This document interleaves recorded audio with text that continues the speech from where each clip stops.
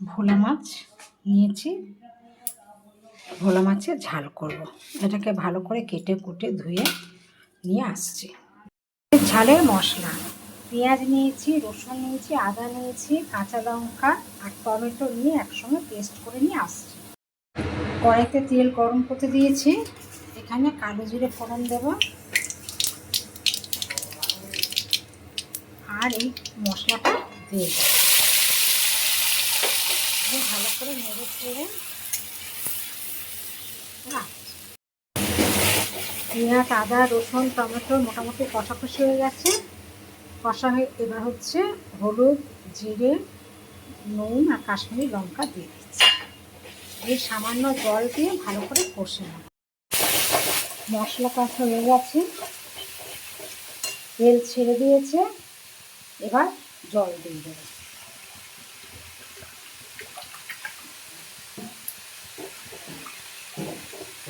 ফুটে গেলে মাছ দিয়ে, ঝোল ফুটে গেছে, এবার মাছগুলো এক এক করে তুলে দেব।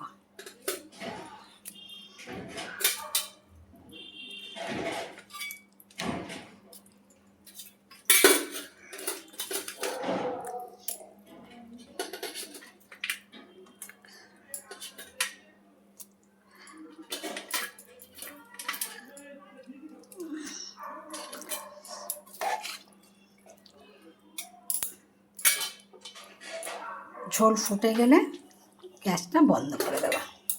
ধনেপাতা দিয়ে ছড়িয়ে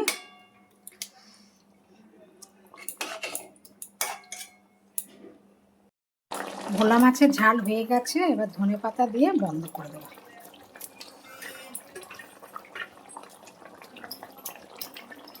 এবার গ্যাসটা বন্ধ করে দেবো। আমার ভোলা মাছের ঝাল কমপ্লিট।